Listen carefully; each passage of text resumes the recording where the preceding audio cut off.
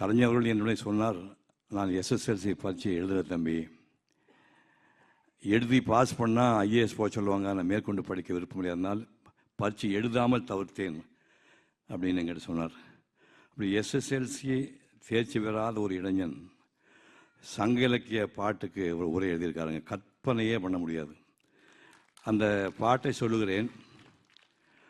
அது அந்த எழுதிய புலவர் யார் என்று யாராவது சொன்னால் நான் பாக்கெட்டில் 1000 ரூபாய் பணம் வைத்திருக்கின்றேன், இப்போதை கொடுத்து விடுகிறேன்.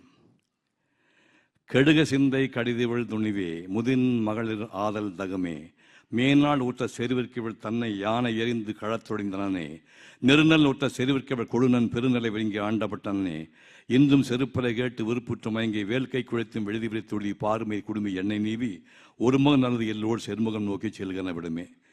இது என்ன பாட்டு? இது எழுது யார்? யாராவது சொன்னீங்கன்னா 1000 ரூபா பாக்கெட்டில் வச்சுருக்கிறேன். யார் திருமணமாக தெரியல. இது எழுதியவர் ஒக்கூர் மாசாத்தியார் என்று சங்க புலவர். ஒக்கூர் மாசாத்தியார் ஒரு பெண்மணி, பெண் புலவர் எழுதின பாட்டு அது. அதுக்கு அர்த்தம் போர் நடந்துட்டு இருக்குது. போருக்கு போன தகப்பனார் ஒரு 60 வயசு தாண்டின ஒரு 2 நாள் சண்டை போட்டு போரில் இறந்துட்டார். அதுக்கப்புறம் வெளியூர் இருந்து கணவன் வர்றான். கணவனையும் போருக்கு அனுப்புகிறான். அவன் கொஞ்சம் பைல்வான் சூர்யா மாதிரி பலசாலியான நாடு. ஒரு வாரம் சண்டை போட்டு அவனும் வேற மரணம் அடைஞ்சிட்டான்.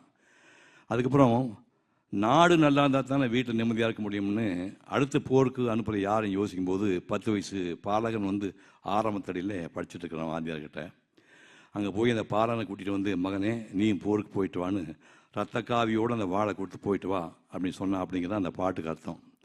அதை இந்த மனிதன், இந்த சாகா வரம்பட்ட கலைஞர் வசனம் எழுதியிருக்காருயா.